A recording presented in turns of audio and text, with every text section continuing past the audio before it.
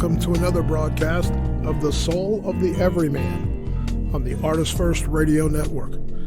All past broadcasts are podcasts. Find them at ArtistFirst.com. We welcome your questions and comments. Please use DJ at ArtistFirst.com. And now here they are, Michael and Margaret Lyons. And thank you very much, Z-Man. And I am Michael Lyons. And I'm Margaret.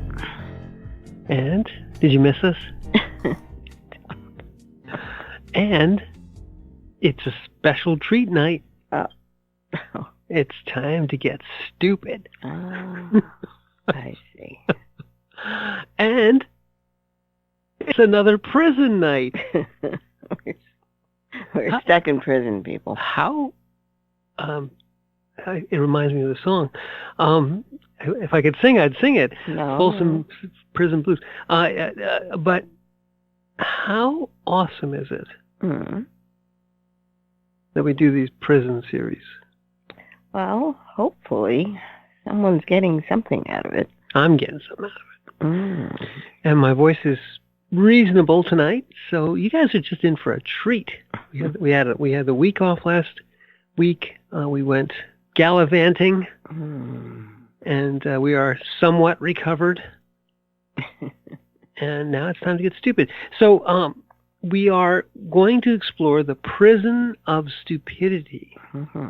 And you might say to yourself, well, I've been there before. But and who hasn't? But this is a little more clinical, a little more technical. Margaret actually ran across an interesting a tip, I guess, through the YouTubes, perhaps. An interesting article. Yeah, it was an interesting article. And the idea that there were laws to stupidity was what tweaked my interest. As opposed to stupid laws, of which there are far too many. Right. But yes, far more than 5 laws. Right. Well, you didn't mention it, but the article purported to outline the 5 laws of stupidity. So, aren't you all in for a treat?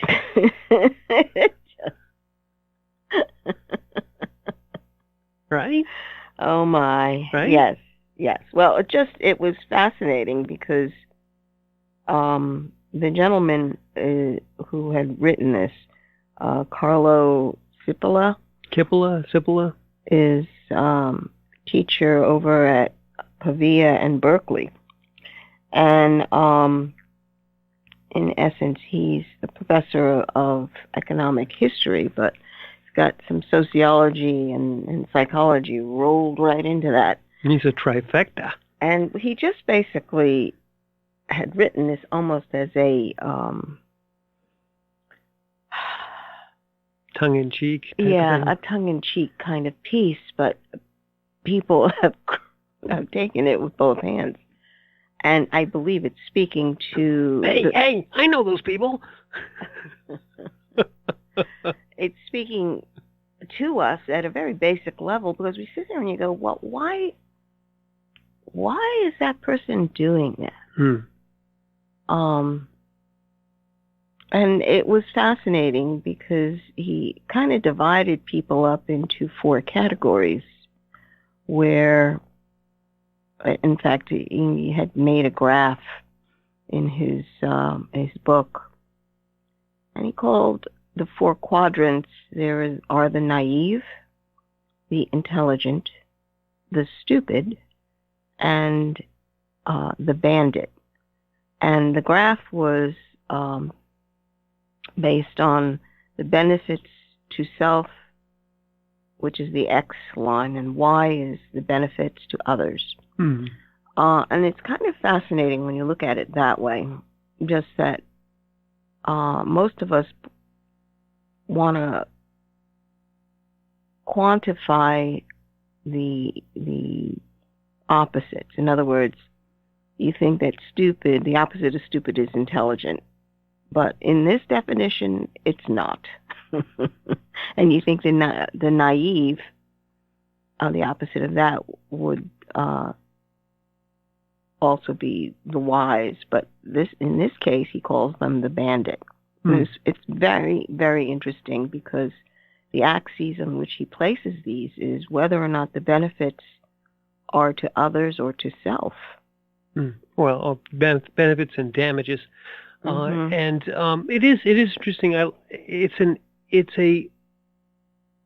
a simple way of breaking this up and kind of showing where people fall graphically. And of course, we can't really show you that on the radio. However, maybe what we'll do is we'll post a link to Dr. Kibbela's article in the comments on the somethings on the YouTubes or somewhere. We'll give you guys an idea to look at. But what we're going to talk about tonight is going to be even stupider than that, because we're going to have our own take on this. And let's lead off with the quote that we found, which is from our bestie Uncle Albert. Albert. And Uncle Albert had a firm grip on the stupid, because he was far from that. And one of his quips, because he was quite facile with his words, and his quotes are quite quotable, but one of his quotes was on the stupid was this, although there were several of them. Two things. You can imagine this being said with a German accent by a genius. Yeah. Two things are infinite: the universe and human stupidity. And I am not yet completely sure about the universe. I'm not yet completely sure about the universe. So human stupidity to Uncle Albert appeared to be genuinely infinite. And I think we can all attest to that fact, that the stupid, and we can include all of ourselves at one time or another, or act in a stupid way, but the truly stupid channel in a unfathomable well of energy that allows them to overcome any possible safeguard, any imaginable obstacle, evade all sorts of warning signs and cautions and guards and just any sort of buffers between themselves and harm, or themselves and damage to themselves or others, and yet get through all that and find the one piece of whatever mechanism they happen to be operating and push that button and cause it to, catastrophically fail sometimes.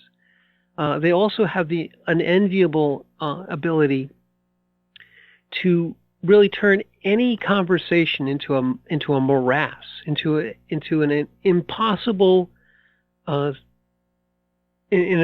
confusing mess. If you're having a conversation, a meeting, in fact, and there's one person in the room who has this superpower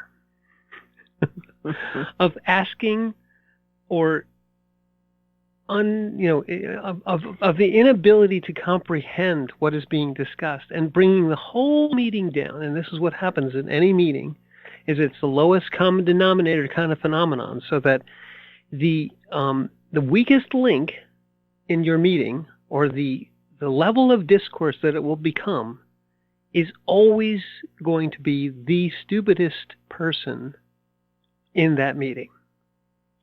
And it doesn't matter whether they're the boss or just the person who, just happens to be an attendee at that meeting. If they're allowed to speak, they will derail the meeting. And it will devolve into an endless conversation of explanation, and then misunderstanding, and then resentment for that, and others in the meeting will get frustrated, and you may have run into this also in school, in class, where if you're trying to explain something to a group of people, and the stupidest one in the room will dominate that conversation. So it's something you can experience on a daily basis, but it's a superpower of sorts. Well, if you look at it in terms, because let's face it, we all have this idea. We've met people who we want to label stupid, okay? And it's because it's not necessarily an intelligence thing. They could be quite intelligent and they can have a lot of degrees, but there's something that they're missing. And that's what I found fascinating about this article, because for Cipolla, he didn't consider stupidity a matter of intelligence or your IQ, but rather a lack of relational intelligence. And I thought that was fascinating, because that began to make sense, like relational intelligence.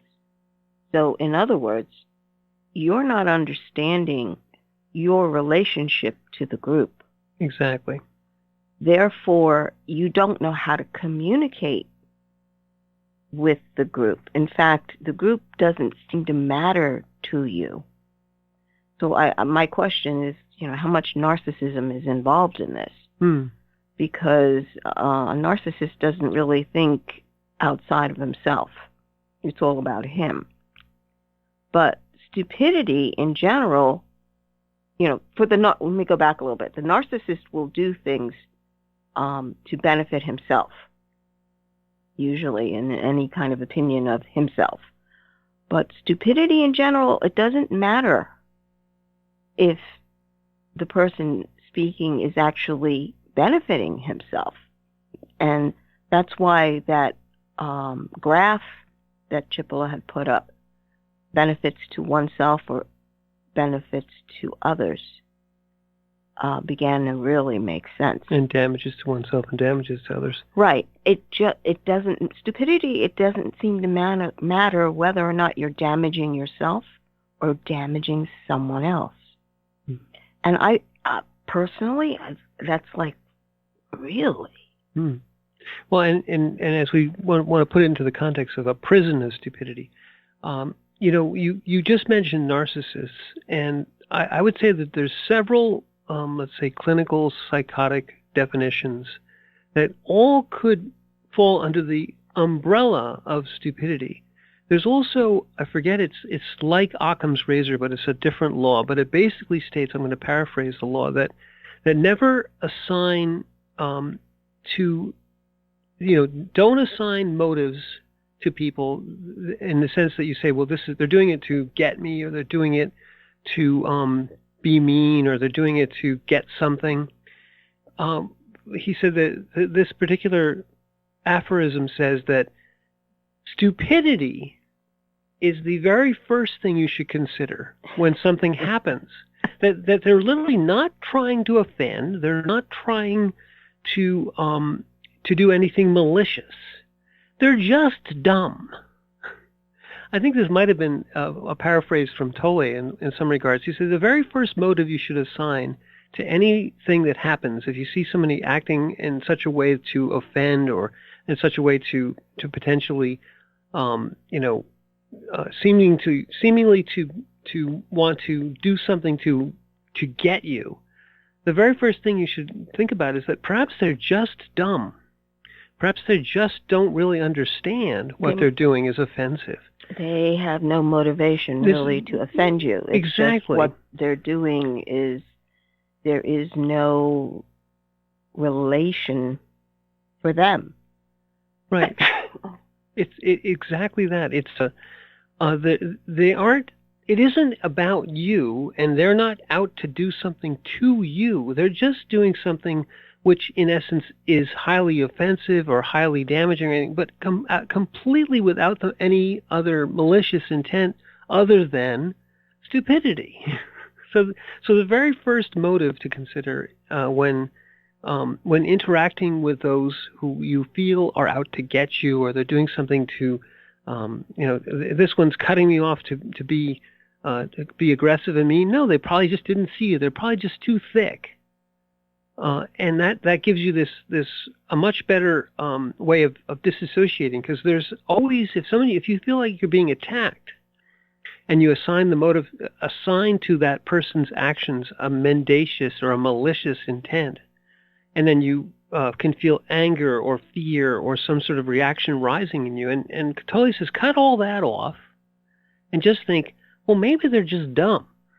And it gives you a much more a buffer, but it puts you into consciousness. You just say, well, they're just unaware. They're just acting unconsciously, and in essence, acting stupidly. And they're caught in that habit of stupidity. Yeah, and a sort of an analogy for stupidity would be unconscious behavior, and Margaret said it too. Behavior without consideration of any sort of relationship. It's very insular and very sort of singular or closed off behavior.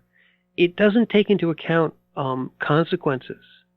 It doesn't take into account situations. It doesn't take into account how your words might be interpreted by another. Right. It's all very insular. And so that's why you can get diagnoses like narcissism, who are entirely self-focused on ego.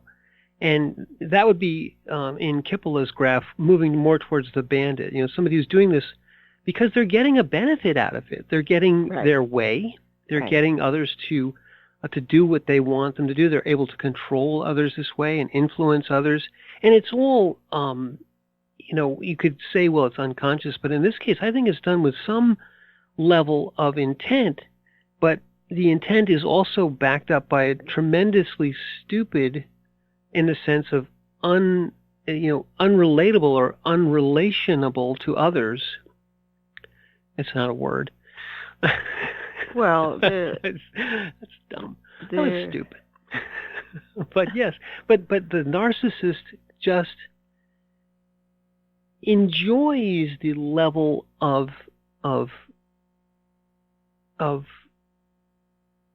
control that their stupid behavior gives them. So they've realized that this works for them.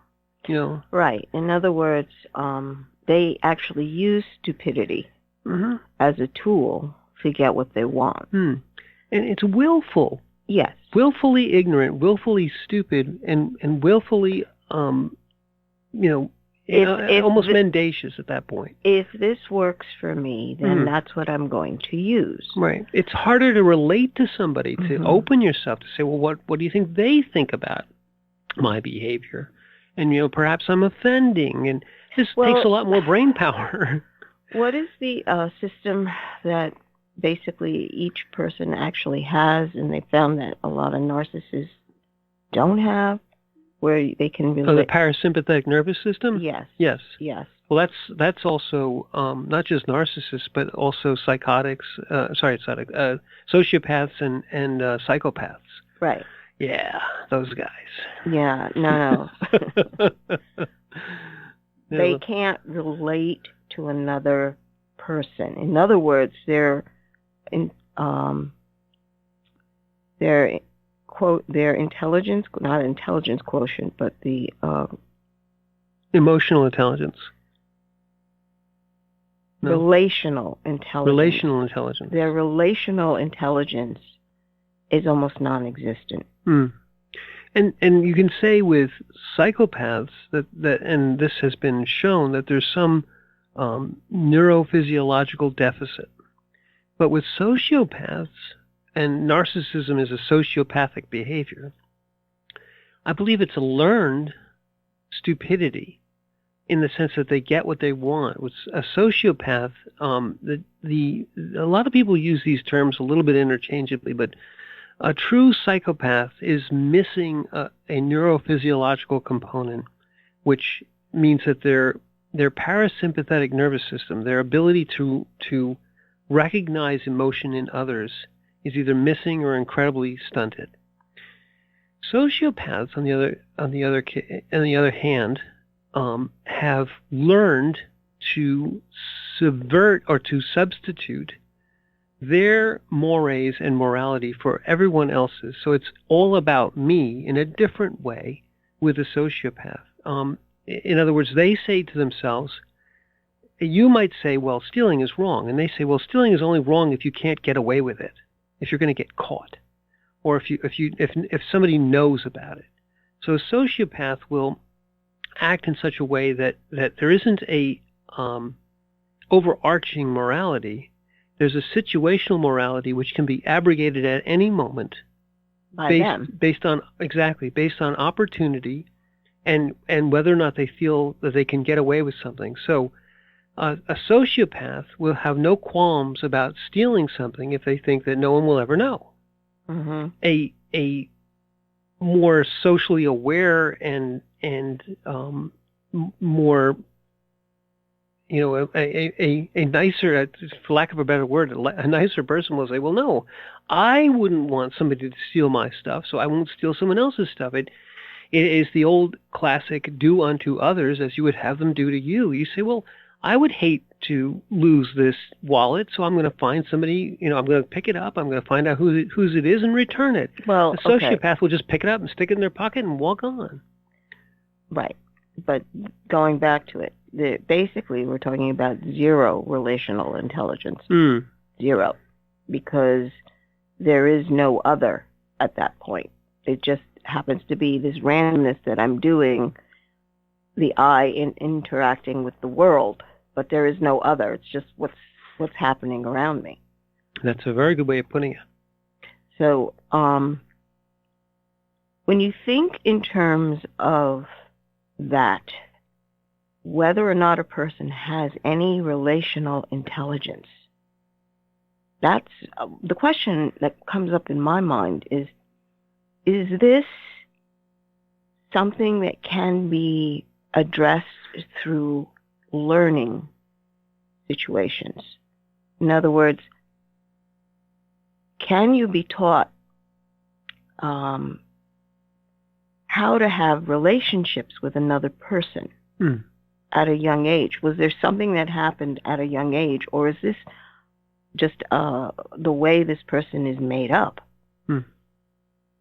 I think both things can be true, but I think the vast majority of people are taught stupidity rather than are naturally lacking that relational intelligence, that relationship intelligence. What you're saying is it's almost like a default that they fall into. It's I got to take care of me and never mind everybody else. Well, let's explore that a little bit, because I think the prison of stupidity is entered into over a period of years, and you get there, I think, because initially you may find that it works for you. If you let's go back to childhood and go back to the 2-year-old behavior, and you see that 2-year-olds are sometimes, although incredibly whip-smart intelligence, they act stupidly because it gets them what they want. If you can pretend that you didn't hear somebody, you can pretend that you didn't understand them,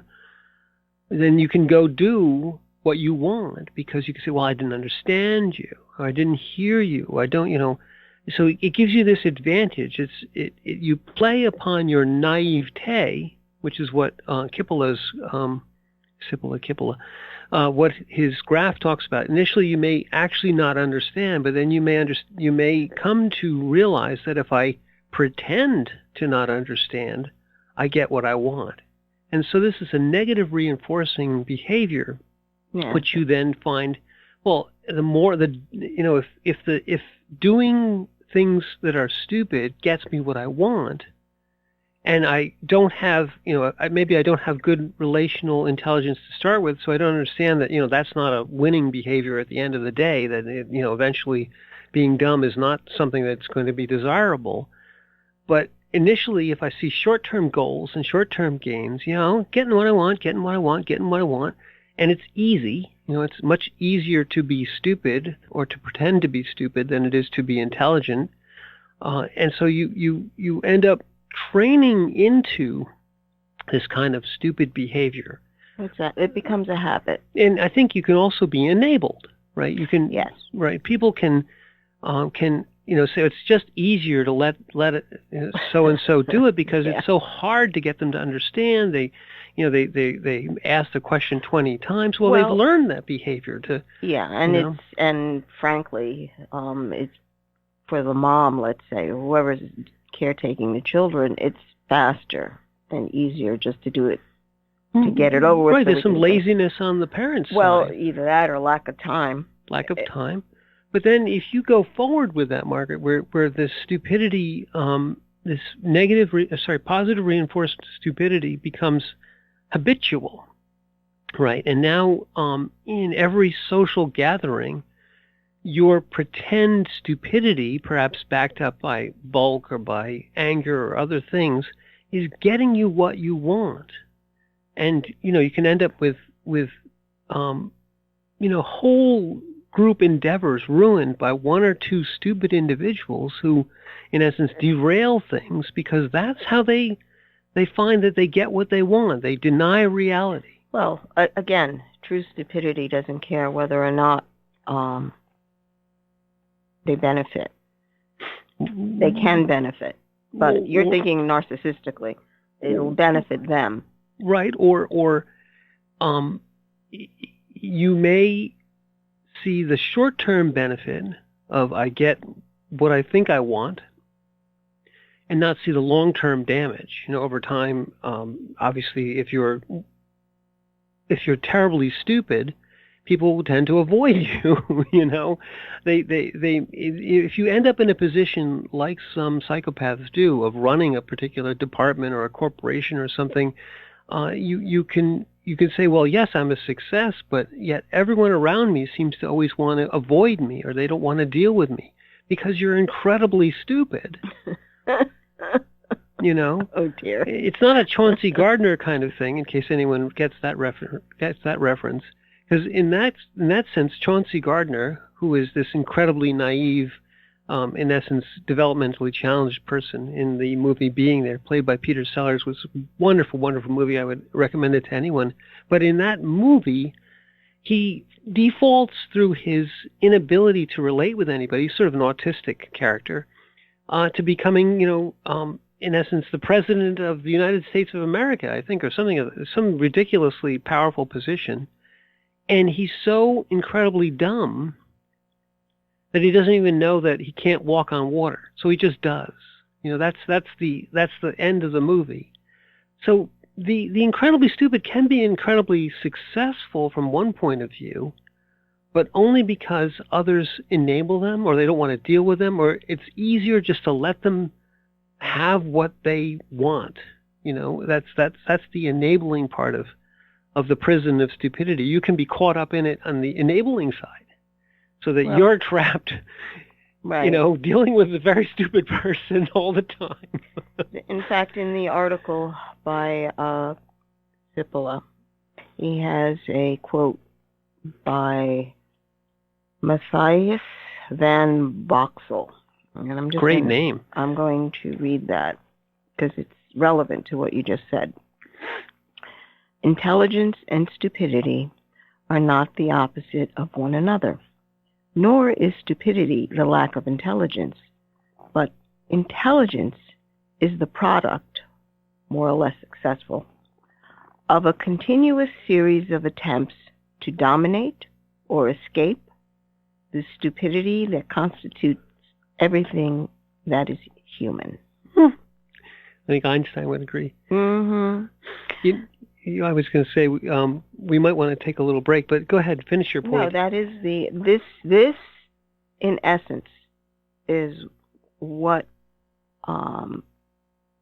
you were talking about, where people just don't want to deal with the stupid person. Mm-hmm. Intelligence is avoiding the stupid. Isn't that interesting? Well, and on that note, let's go back to the studio, not because that's stupid, because we're going to avoid this conversation, and we're going to listen to a few incredibly intelligent commercials, and then we're going to come back on the other side and talk more about stupidity.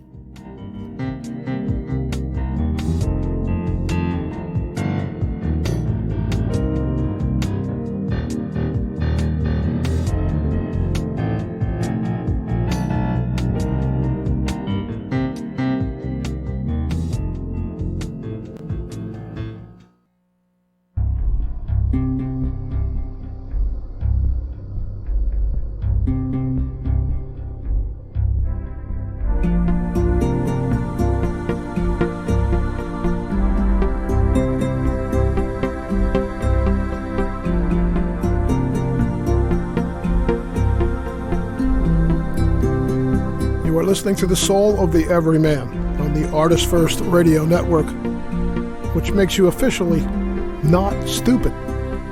Now, back to your hosts, who are also not stupid, Michael and Margaret Lyons.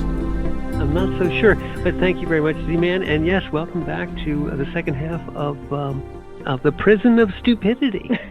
And we're never going to let you out. But interestingly enough, we've been talking a little bit about how you might become, how you might see stupid behavior evolve in people. But there are other aspects to this that you probably have experienced in your life. One of them is, we're going to get into in a minute, but I think Margaret would like to read the 5 laws from Kippela's or Sippela's, Dr. Sippela's article, because they're interesting, and then maybe we'll talk a little bit about each one, but then I have a point to make after we read the laws. So let's read the laws. Let's just go through this rather quickly. Okay. His first law is, always and inevitably, each of us underestimates the number of stupid individuals in the world. There you go. So there are a heck of a lot more stupid people than you even think there may be. I start with everybody. Let's start there? Yeah. Okay. You're all dumb. We're all dumb. Okay, 2. The probability that a certain person is stupid is independent of any other characteristic of the same person. In other words, he feels that stupidity is a trait, just like you have black or blonde hair, right, or a certain height. And it's not, it doesn't depend on your circles, the different circles in society, your different levels in society. Nothing. Or whether or not you have an education or not. It's basically, in a university or not, everybody has the same density level of stupidity running through the society. Well, it's a probability. And interestingly enough, as an independent trait, it is not related to your intelligence, to your IQ. You can be incredibly high IQ person and yet be incredibly dense and stupid. And so I think stupidity has gotten the bad rap of it somehow meaning that you are of a lower class of intelligence. No. Okay. You can be a genius and yet one of the stupidest people on earth because you just can't figure out how to relate. Right. How to process information, how to see yourself in others. Right. Anyway, go ahead. Relational intelligence can be 0. Okay, 3. A stupid person is one who causes harm to another person or group without at the same time obtaining a benefit for himself or even damaging himself. And this is something we had discussed. Right, and harm in this case doesn't mean necessarily always physical harm. It could be all kinds of different kinds of harm, if you will. Right. Derailing the meeting, let's say. Right. Okay. 4. Non-stupid people always underestimate the harmful potential of stupid people. Right. In other words, people who are reasonable cannot figure out that a stupid person would actually do something that harmful, that bad. You see it all the time. The concrete example is you say, "Oh, invite Charlie. He doesn't get it, but it'll be fine. We can't leave him out. Just bring him to the meeting. It's going to be fine." And you find that 1/3 of the way through the meeting, inviting Charlie was the worst mistake you've ever made, but you can't uninvite him at this point. Right. So, and then the problem is that we make excuses, kind, understanding excuses, thinking that stupid people will somehow snap out of it. And they don't. They're smart as whips, but they just cannot understand the level of their own stupidity. I'm going to read a section here by Sippela. Stupid people are dangerous and unfortunate because reasonable people find it difficult to imagine and understand a stupid behavior. Okay? Generally, their attacks, a stupid person's attack, takes us by surprise. And even when we suffer it, we find it difficult to organize a rational defense because the attack itself lacks rationality. I'll bring this up now. I was going to bring it up a little bit later, but have you ever tried to argue with a stupid person and find it incredibly frustrating because they take a position which they think is brilliant and which you find unarguable because it has no mooring in reality? Yeah, no rationality whatsoever. Right. You can see this lampooned, and brilliantly so, if you've ever read any of the Dilbert comics by Scott Adams. And you'll find that the people who are in charge of the world are the most stupid people. And the reason that they are in charge is that no one can get past their wall, their incredible thick wall of stupidity. And in fact, that wall is the same wall which forms the prison of stupidity, which they enclose you in. Right. And now you are trapped within their bubble of stupidity, within which no other reality exists. Okay, let me continue with this. By underestimating their power, we remain vulnerable and therefore at the mercy of their unpredictability. We also fall into the error of thinking that a stupid person can only hurt themselves, that we're immune to his actions. But with thinking this, we may confuse naivete with stupidity. And believing ourselves invulnerable, we lower our defenses. And that's when they attack. Well, exactly. This is why we're so vulnerable. We keep thinking, no, that's... How could anyone be that stupid? They must get it at some level. There must be a reason behind it. It's like, no. Nope. Ain't nothing back there. No, it's just... You're giving too much credit. Right. There aren't even turtles all the way down. There's just nothing all the way down. Okay. And then 5. The stupid person is the most dangerous person that exists. All right. All human beings are included in 4 fundamental categories: the naive, the intelligent, the evil, and the stupid. So the intelligent person knows he's intelligent. The evil one is aware to be evil. That naive is painfully imbued with the sense of his own candor. Unlike all these characters, the stupid doesn't know to be stupid. He doesn't know he's stupid. This contributes to give greater strength, incidence, and effectiveness to his devastating actions. Right. The stupid is not inhibited by self-consciousness.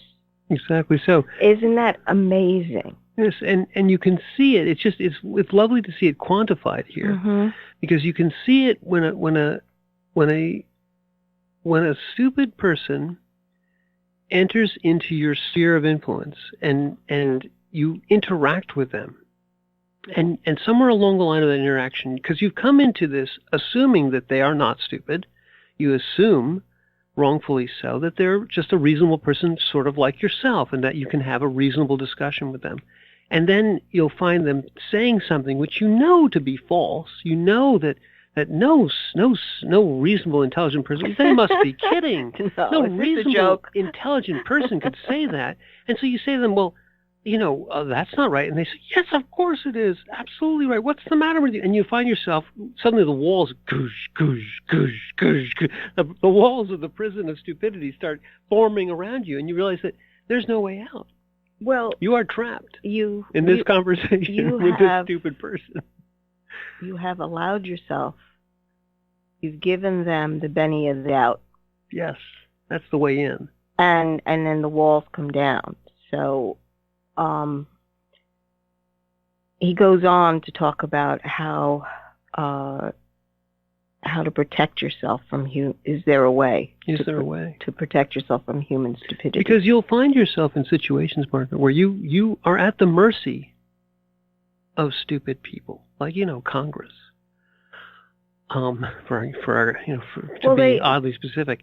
Well, yes. Or your boss, perhaps, or if you are working for someone who is very intelligent but yet incredibly stupid, and they don't have a relationship with others, and they don't have a firm relationship with reality, you will find that incredibly frustrating, because there's no way to get out of that. There's no way to attack this invulnerable shell of stupidity, because completely unself-consciously they will enforce their worldview, and there's no chink in the armor to get through. Well, that's an aspect of the Dunning-Kruger effect, where you basically believe you are more than what you are. Oh, that's a good one. I know that one. Can you explain that one? Well, in essence, that's what it is. In general, people always believe that they are more capable or more intelligent than they actually are. Right. But I thought there was a corollary, in essence, that the stupider a person is, the more unlikely it is that they will realize that they are stupid. Well, they're unaware. They're unaware, and they will actually actively believe that they are smarter than the person they're talking to. Yes. And even though that brings up the scenario that Scott had said. You have two stupid people in a room, and how are you going to be able to? Right. Well, and the other thing about it is, when you are, and we mentioned this before, but when you enter into an interaction with a stupid person, it will devolve to, any argument will devolve to the level of that person, because they won't accept. So let's say you're two people in a room, and they're both reasonably intelligent people. They have good relational intelligence, and one of them is smarter than the other. You'll very, very quickly realize that the guy I'm talking to is way smarter than me. I'm going to listen to him or her. And you say, well, why? How did you come to that conclusion? Well, I said, well, I can see that I have this experience, and they have a much vaster experience, and I can learn from them. So this is a normal interaction. You say, well, gosh, this person's really smart. I better listen to them. The stupid don't get that.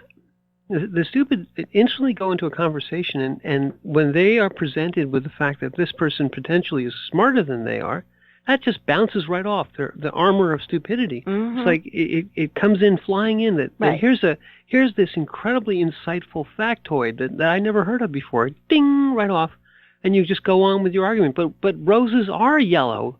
I know that you say they're red, but these are yellow roses. I mean, there are yellow roses, but you understand there's no getting through. Well, there's no deviating from that point. They're going to follow through on that habit.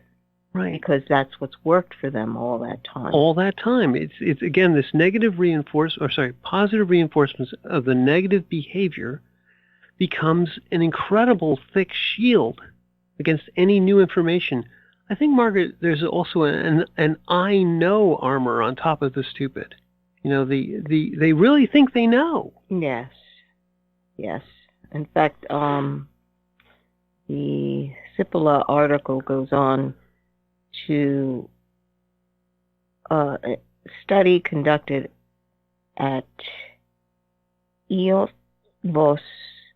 Lorand University. What a name. Gives us other clues to gain self-consciousness, determining the three causes of human stupidity. Because what they're saying is self-consciousness or consciousness is the key to help with the innate human stupidity that we're born with. So becoming aware that you aren't a genius, that you aren't smarter than everybody else. Mm-hmm. Yes, I agree with that. Yes, because what they're talking about is, in order to handle human stupidity, you have to develop critical thinking and come into that level of observance or introspection. Anyway, he goes to the three causes of human stupidity, which I find rather interesting. The first being ignorance or overconfidence, which is basically what you were talking about. Mm-hmm. Second is lack of control, a medium degree of stupidity that corresponds to impulsive people who lack self-control and letting themselves be carried away by the first impulse. Mm. So it's a habit. They figured out that acting as a lack of control has worked for them. Yes, true. Okay. And then 3 is distraction. It would be the slightest degree of stupidity. Distraction being the slightest degree of stupidity. How interesting. Which manifests itself in those who fail to achieve something because they don't pay attention or don't allocate sufficient resources and struggle uselessly. So degrees of influence on stupidity. And when you realize that distraction is a tool, going with a lack of control, in other words, allowing your impulsive behavior, and being very proud of the fact that you just don't know and you're confident in your not knowing. Mm. And you mentioned something during the break that we should probably talk about here for just a few minutes, is that all of these things are aspects of the ego. Yes. Now, we talk a lot about the ego on the Soul of Everyman because the ego is the distractor of the moment of now, of the conscious being. The ego is impulsive, lacks control. You know, it wants what it wants, and it wants it now. Well, it doesn't want you to develop control because it wants to be in control. It wants to be, and the ego is incredibly overconfident and wants to tell you all the time that it knows. It knows what to do. It knows how to be. It knows that it wants to be in charge. That it wants to get something done. So, if you look at stupidity as a measure of the control that ego has over your consciousness, you'd say that the ego acting unfettered, creates a deficit in relational intelligence because you can't see yourself in others, and you can't abstract yourself and observe your own, unconsciousness. So it's unconscious ego behavior is stupidity. Right. In other words, that's why it's endemic. There's no possibility of you observing yourself objectively. Right. And the antidote is as objective observation, is understanding that you're not the only person in the world, that there are others, that your ego is not all omniscient and all powerful and all all controlling, that you are in and of yourself a singular being that has to relate to other beings. All those things deflate stupidity. They also deflate the ego. Right. Well, it's got to matter to you that your relational intelligence, your ability to relate to other people is important to you. And most people will say, oh, well, yes, of course.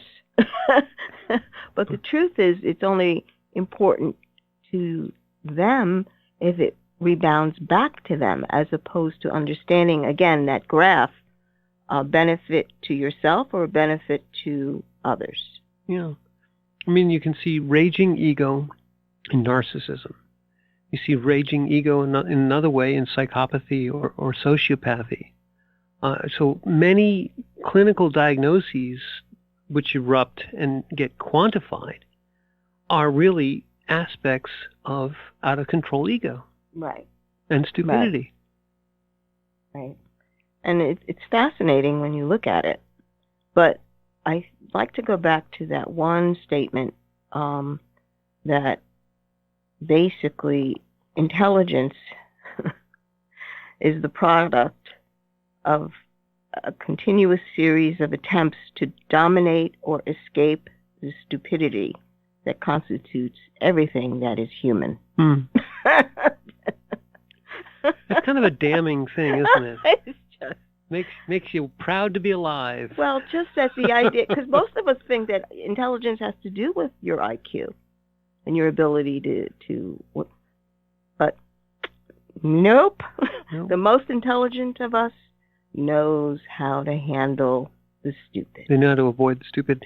Well, let's avoid something not being stupid here and not end on time. So we're at the end of our hour, and I'm Michael Lyons. And I'm Margaret. And thank you for listening.